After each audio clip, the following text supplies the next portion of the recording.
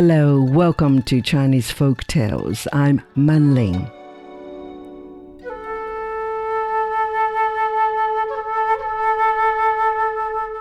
And today I've got a story that begins near water, but not just near any water. The story starts at Boston Lake in northwest China's Xinjiang Uyghur Autonomous Region. It is the largest inland freshwater lake in the country. A long time ago, the lake was even bigger, so wide and endless that people called it the West Sea. It was surrounded by fertile farmland, and people nearby worked hard to grow their crops and tend to their cattle and sheep. Life was not easy, but the people were happy. Then, one year, something changed.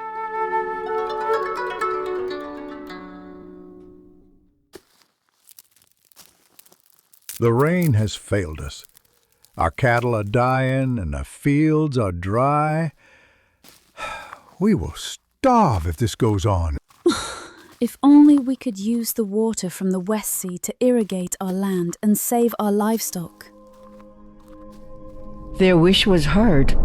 High above the clouds in the heavenly court, the Jade Emperor, ruler of the heavens in Chinese mythology, saw everything that was happening below. He dispatched the Dragon King to assess the problem. Let me see for myself what's going on.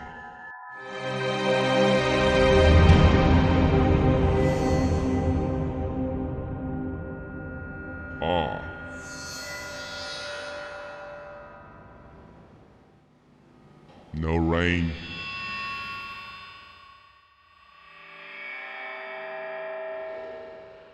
Dying crops, starving livestock, despairing humans. Not good at all. Okay, well, desperate measures are called for. This was just the right job for the Dragon King, who flew over the West Sea and swallowed 2/3 of its water in one gulp. He then flew back up and sprayed the water out over the land, saving the crops. The people rejoiced. Well, I saved the land, but now the mighty West Sea has turned into a small lake. As the Jade Emperor decreed, the Dragon King and his wife settled by the lake to watch over the land, to ensure that it would never suffer from droughts again.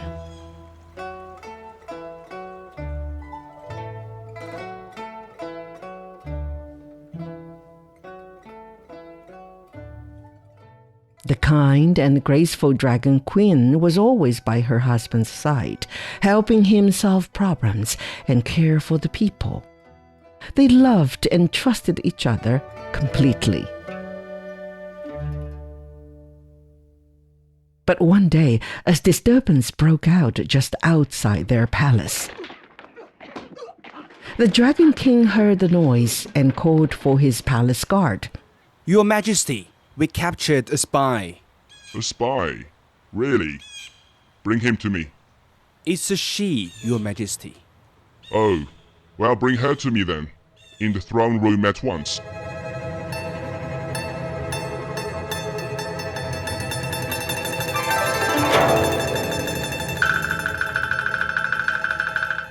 The moment the spy was brought in front of him, the Dragon King was suddenly gripped by her charms.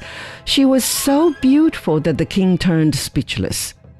News soon spread of the enchanting newcomer who had mesmerized the king.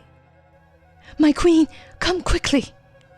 Watching it all unfold was Cui Yun, the Dragon Queen's loyal maid. Alarmed by the king's behavior, she rushed to find her master. My master, your husband has been entranced by another woman. I fear he may become, disloyal. How dare he?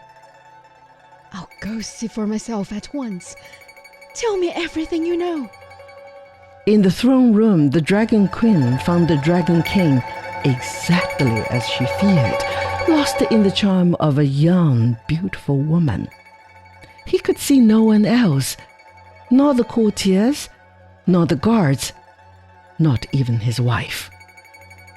But to her, this woman was not a beauty, but a being full of demonic energy. My dear husband, please, I beg you, be careful. What was that, dear? That woman is a devil. I can feel her evil energy. She's dangerous.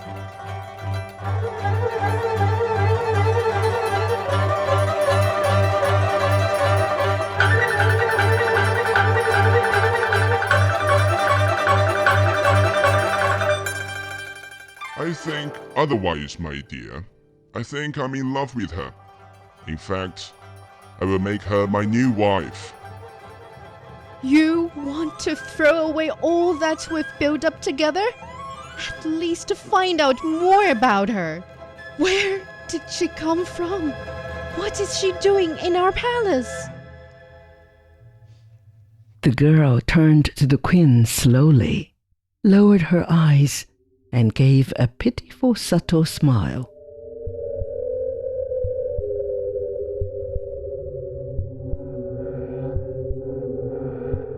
She blinked back imaginary tears, acting like the victim instead. Your Majesty the Queen, I didn't mean to cause trouble. I just admire the Dragon King so much. I heard such noble things about him. I thought that if I could just see him once, I could tell him how amazing he is in person. But my presence here is upsetting to Your Majesty the Queen. Then I should leave. I don't want to make things hard for anyone. She stole a look at the Dragon King through her long eyelashes. But just that one look sent the king's heart spinning. No, you can't go. Shouted the Dragon King.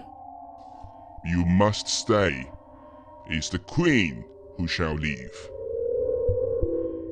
To everyone's shock, the Dragon King banished the Dragon Queen from the palace, along with her servant, Cui Yun. But before they left, the spy cursed the Dragon Queen in secret, using a dark spell that slowly drained her strength and brought illness upon her.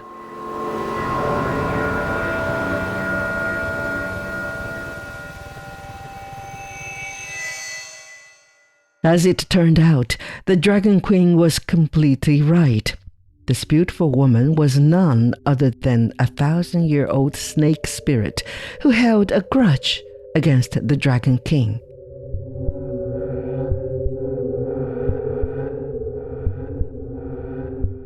After this turn of events at the palace, the Dragon King became a bad monarch.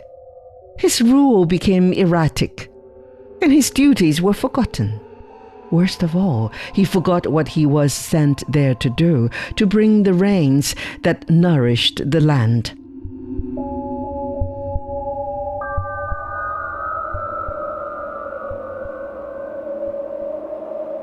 The Dragon Queen could only watch all this unfold with sadness.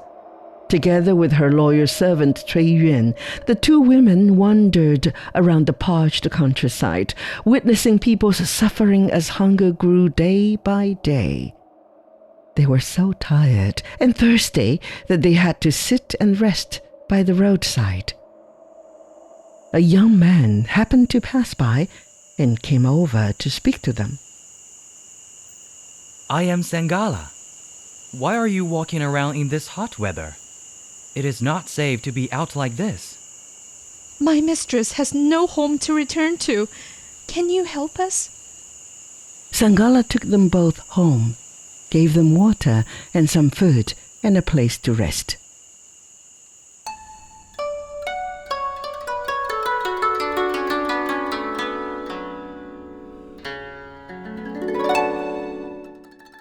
After a while, he said, Life's been hard. I lost my parents when I was young, been alone ever since. But when I saw you, I felt something I haven't felt in a long time. Warmth, like family. If you have nowhere to go, why not stay here? This can be your home too. The Dragon Queen was overwhelmed by his kindness. She couldn't say no.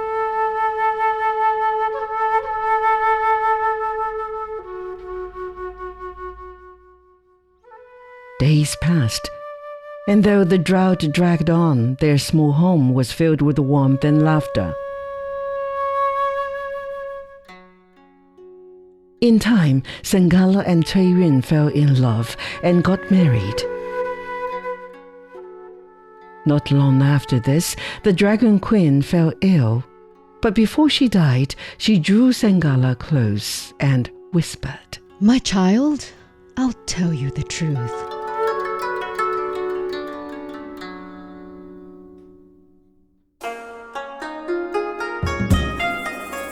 I was once the Dragon Queen of the West Sea, but the Dragon King was bewitched by a demon girl. He drove me and my maid Cui Yun out of the Dragon Palace. His poor ruling has turned this once rich grassland into a barren wasteland.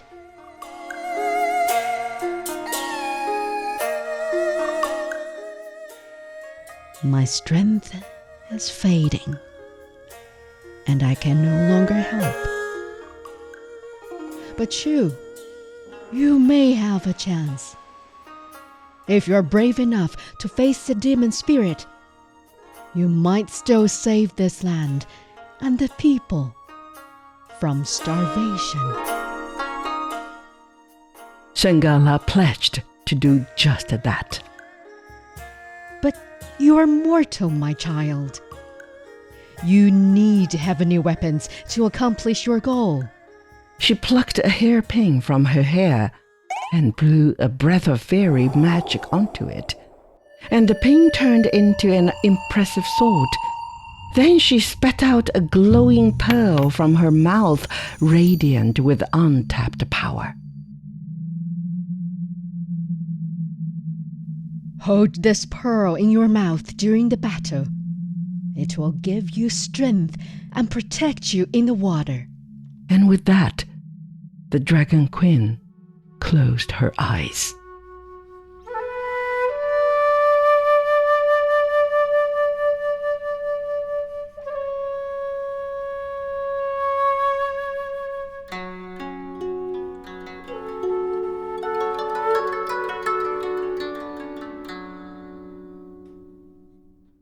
After the burial, Sengala and Cui Yun left straight away for the Dragon Palace. Come out, you demons, and face your doom. I will avenge the wrong you did to my mother, the true Dragon Queen. Wave after wave of demons charged at them, but time and again they repelled the onslaught with his fairy sword until the palace grounds ran red with blood. Terrified, the surviving creatures fled, rushing to report to the Dragon King and the evil snake spirit of the approaching threat. Who do they think they are? Oh, my majestic king, we shall slay them and crush them like ants under our feet.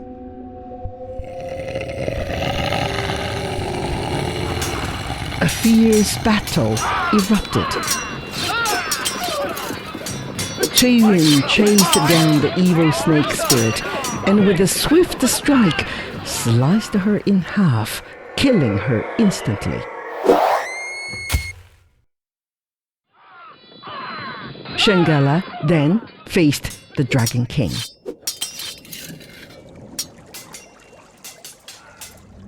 Placing the glowing pearl in his mouth, he felt a surge of divine strength coursing through him.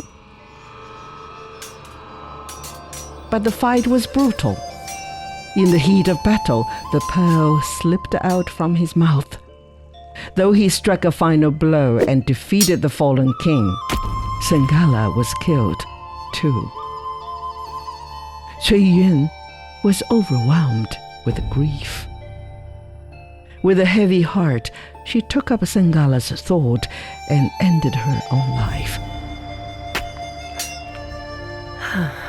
So that in death they could be reunited forever.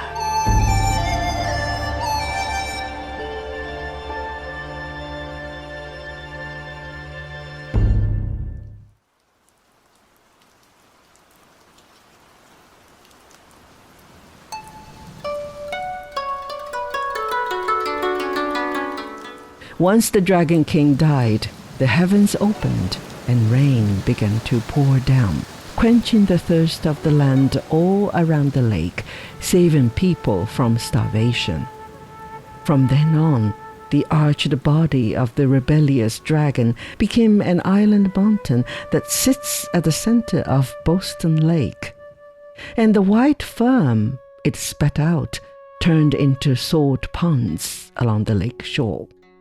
Sengala and Cui Yun transformed into a pair of white swans. Every day, these swans circle above Boston Lake, forever cherishing their beautiful homeland and the hard-working people. The people have deep love for the vast Boston Lake and the graceful white swans. To this day, a folk song still echoes on the shores of the lake.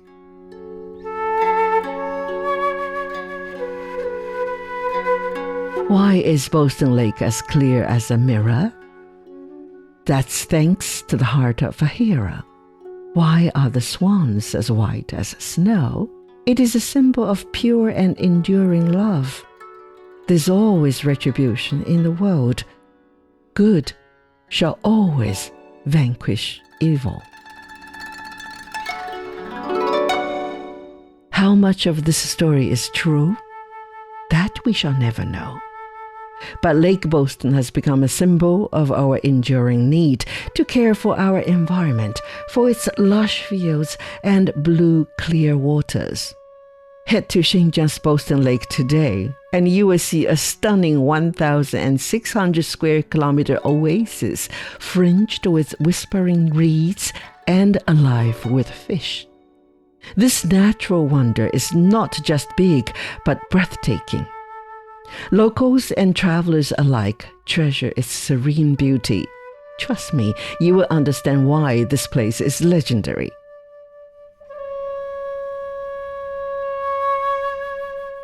That brings us to the end of this episode of Chinese Folk Tales.